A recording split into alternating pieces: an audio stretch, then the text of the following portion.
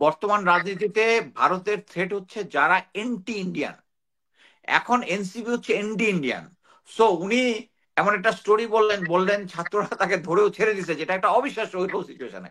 কেউ এটা বিশ্বাস করবে না। এটা হচ্ছে ছাত্রদের মানে তাদের ইমেজটাকে ক্ষুণ্ণ করার একটা অপচেষ্টা ক্যান্টনমেন্টের ইয়াতে আছে।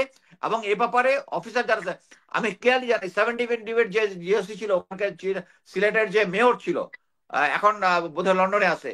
সে ওখানে গিয়ে আবার মানে সরকারের এগেনস্টে মামলা করার হুমকি দিয়েছিল। এই লোক সিলেট ক্যান্টনমেন্টের অফিসার্স মেসে ছিল, কিছু অফিসার গিয়ে তাকে পিটাইও আসছিল।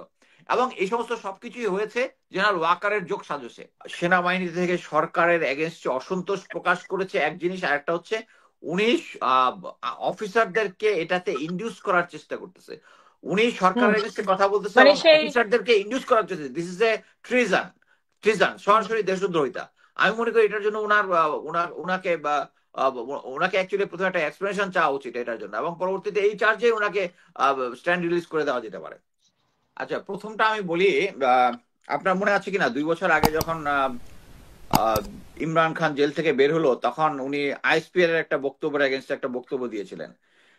পাকিস্তানি যে পলিটিক্স চলে তাতে হচ্ছে সরকার একটা জিনিস, আইএসপিআর একটা জিনিস। আইএসপিআর একটা বক্তৃতা দেয় সরকারের এগেনস্টে, সরকার আবার দেয় আইএসপিআর এগেনস্টে। বাট এই জিনিসটা বাংলাদেশে কখনো ছিল না। এই জেনারেল ওয়াকার যে ডাইরেক্টর মিলিটারি অপারেশনস, ওইটা কিন্তু ওই বিবৃতিটা কিন্তু আইএসপিআর এর ছিল না, ওটা ছিল হচ্ছে ডাইরেক্টর মিলিটারি অপারেশনস এর একটা বক্তব্য।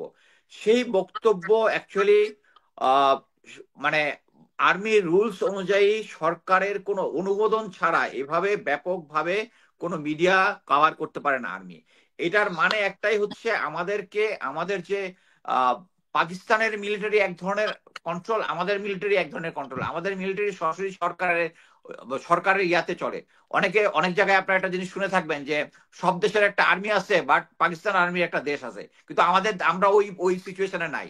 আমাদের যে সরকার, আমাদের যে আর্মিটা আছে, এটা সরকারের সাথে প্রতিগত অনুগত্য।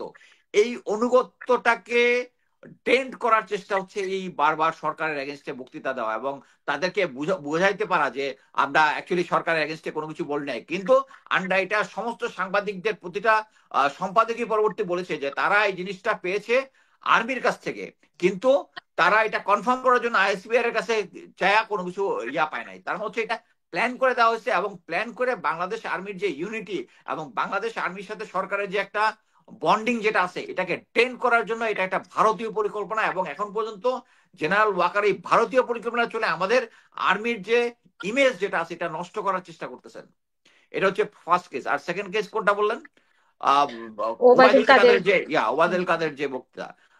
শোনেন, আমি অ্যাকচুয়ালি যারাই নাগরিক টিভির সাথে ইয়া দেয়, জেনারেল ওয়াকার দেয়, আবার না, ইয়াকে এর দেয়। আগে তো অমল অমল সরকারের কাছে প্রথমে ইন্টারভিউ দিয়েছে, অমল কারেক্ট, সরকারের কারেক্ট। কাছে, মানে মোট তারপরে কথা হচ্ছে যেখানেই কোনো ভেজাল দিতে আর হবে বা অমল সরকার কিন্তু খুব একটা ভালো, মানে আমি জানি না ভারতের খুব ফেমাস ইয়ে কিনা উনি, বাট ওনার ইউটিউব চ্যানেলটা আমি দেখেছি যে খুব বেশি বড় কিছু না আর কি। ওনার সাথে আমার পার্সোনালি কথাও হয়েছে 2-3 বার। বুঝতে পারছি, আমি ওনার সম্বন্ধে তেমন জানি না সে বাইরে, এই জন্য ওনাকে নিয়ে কিছু বলবো না। বাট কথা হচ্ছে আমার কাছে এটা মনে হচ্ছে যে বর্তমানে প্রেক্ষিতে উনি তো ভারতে আছেন নিশ্চিত, সেটা হচ্ছে বর্তমানে যেটা হচ্ছে আহ, বর্তমান রাজনীতিতে ভারতের থ্রেট হচ্ছে যারা এন্টি ইন্ডিয়ান। এখন এনসিপি হচ্ছে এন্টি ইন্ডিয়ান। সো উনি এমন একটা স্টোরি বললেন ছাত্ররা তাকে ধরেও ছেড়ে দিছে, যেটা একটা অবিশ্বাস্য সিচুয়েশনে। কেউ এটা বিশ্বাস করবে না। এটা হচ্ছে ছাত্রদের মানে তাদের ইমেজটাকে ক্ষুণ্ণ করার একটা অপচেষ্টা আমি বলবো, ছাড়া আর কোনো কিছু না। এটা কোনো বাকি যেগুলো বলছে ওগুলো বুলশিট কথাবার্তা বলছে। I don't believe that guy. But একটা জিনিস হচ্ছে কনফিডেন্স। তার গলার টোনটা কিন্তু কনফিডেন্ট ছিল। এইটাই হচ্ছে কনফিডেন্সের মূল। আমি বারবার প্রতিবার বলে আসছি ডে 1 থেকে। সেটা হচ্ছে তাদের কনফিডেন্সের ইয়া হচ্ছে জেনারেল ওয়াকার। জেনারেল ওয়াকারের কনফিডেন্সেই বিভিন্ন জায়গায় এত কিছু হয়ে যাচ্ছে আইন শৃঙ্খলা বাহিনী নিয়ে। আমি বলতে পারি আমার 28 বছর চাকরিতে আমি কখনো ম্যাজিস্ট্রেসি পাওয়ার পাই নাই।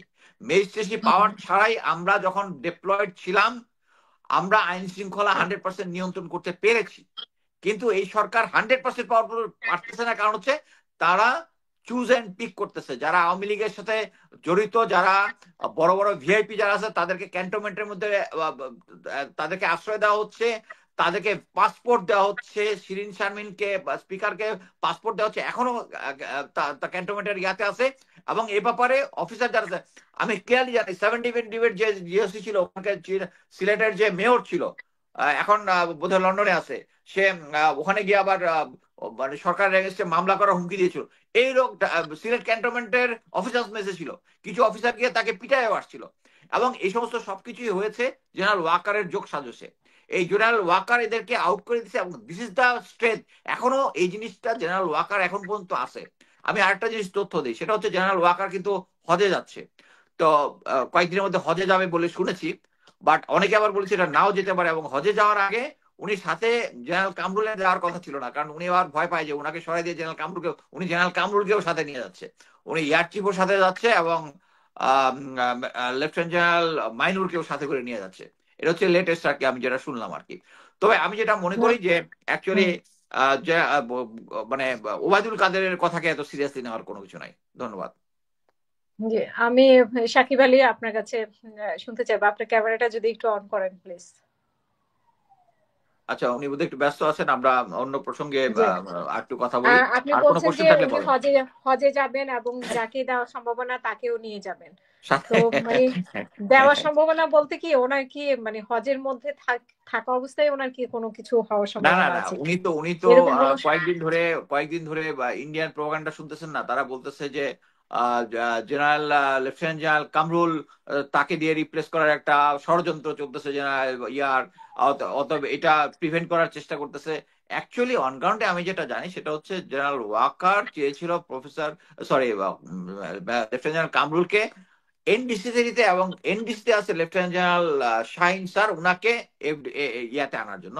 মানে হচ্ছে সরকারের সাথে জেনারেল কামরুলের একটা আস্থার সম্পর্ক হয়েছে, ওইটাকে ডেন করার চেষ্টা করতেছিল এবং এনে উনি ভারতীয় চর, আমি একদম ক্লিয়ার ভাষায় বলতেছি যে লেফটেন্যান্ট জেনারেল শাহিন যখন 5ই আগস্টের আগে আগে উনি অজিত দোভালের সাথে টেক্সট আদান প্রদান করেছেন এবং বলেছেন জেনারেল ওয়াকারদের দিয়ে কিছু হবে না, আমাকে বসান, আমি এটা কন্ট্রোল করব। এবং এরপরে জেনারেল ওয়াকার তাকে ডেকে নিয়ে এসে তাকে এক পোস্টিং থেকে আরেক জায়গায় পোস্টিং দিছে, কারণ দুজনেই ভারতীয় চর। এখন তো ভারত তো বেস্ট ইন্টারেস্টটা দেখবে যে এই সময় একটা চেঞ্জ করলে এটা আর্মির মোরালের মধ্যে একটা এফেক্ট করবে। সো তারা চেয়েছে জেনারেল ওয়াকারকে দিয়ে ইয়া করার জন্য। সো আমি মনে করি না যে তবে আমি মনে করি যে এখন উনি যে অফিসার্স অ্যাড্রেস যেটা দিয়েছে ওখানে উনি নাম্বার অফ রুল ভায়োলেট করেছে। উনি আহ, সেনাবাহিনী থেকে সরকারের এগেনস্টে অসন্তোষ প্রকাশ করেছে এক জিনিস, আর একটা হচ্ছে উনি অফিসারদেরকে এটাতে ইন্ডিউস করার চেষ্টা করতেছে। উনি সরকারের এগেনস্টে কথা বলতেছে মানে এবং সেই অফিসারদেরকে ইন্ডিউস করার চেষ্টা, দিস ইজ এ ট্রিজন, সরাসরি দেশদ্রোহিতা। আমি মনে করি এটার জন্য উনাকে ওনাকে অ্যাকচুয়ালি প্রথমে একটা এক্সপ্লেনেশন চাওয়া উচিত এটার জন্য, এবং পরবর্তীতে এই চার্জে ওনাকে স্ট্যান্ড রিলিজ করে দেওয়া যেতে পারে। ধন্যবাদ।